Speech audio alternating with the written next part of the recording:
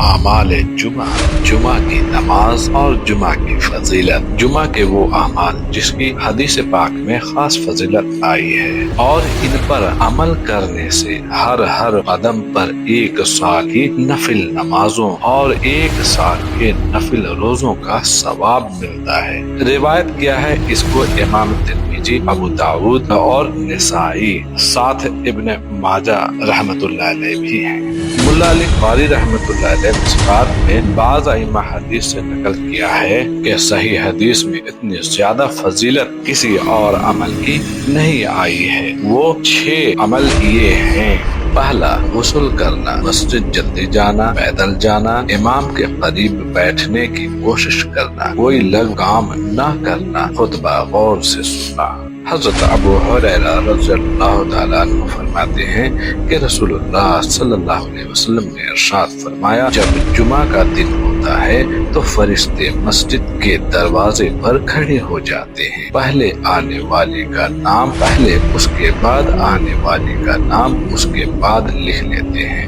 اسی طرح سے آنے والوں کے نام ان کے آنے کی ترتیب سے لکھتے رہتے ہیں۔ جو شخص جمعہ کے لیے پہلی صف میں جائے تو اس کو ایسا ثواب ملتا ہے گویا اس نے اونٹ کی قربانی کی۔ جو دوسری صف میں جائے تو گویا اس نے گائے کی قربانی کی۔ جو تیسرے صف میں جائے تو گویا اس نے میڈھا کی قربانی کی۔ جو چوتھی صف میں جائے گا گویا اس نے خدا کے راہ میں 1 مرغی دی۔ جو 5ویں صف میں جائے تو گویا اس نے خدا کی راہ میں 1 انڈا ہدیہ کیا۔ جب امام خطبہ کے لیے نکلتا ہے تو صحیفے اعمال نامے لپیٹ دیے جاتے ہیں اور قلم اٹھا لیے جاتے ہیں اور ملائکہ ممبر کے پاس جمع ہو کر ذکر سننے میں مشغول ہو جاتے ہیں۔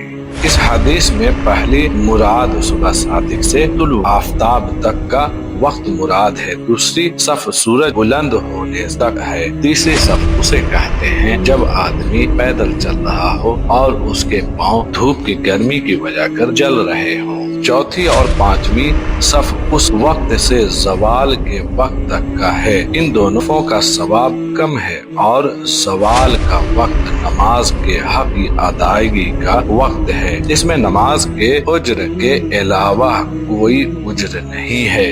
حضرت میمونہ رضی اللہ تعالیٰ عنہ فرماتی ہیں کہ جب جمعہ کی اذان ہو جاتی تو مدینہ میں اعلان کیا جاتا کہ خرید و فروخت حرام ہو گئی ہے۔ صحابہ اور مسلم بن یسار رضی اللہ تعالیٰ عنہ سے منقول ہے، جمعہ کی اذان ہو جائے تو خرید و فروخت حکم قرآنی کی وجہ سے ناجائز اور حرام ہو جاتی ہے۔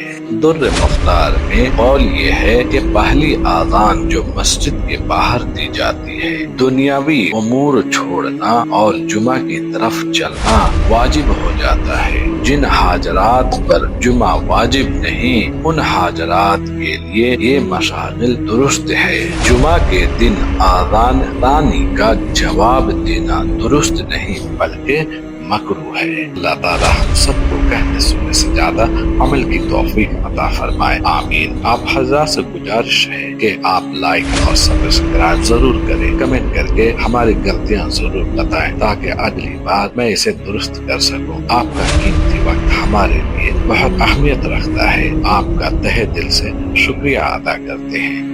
ہمیں تہہ دل سے آپ کا شکریہ ادا کرتے ہیں۔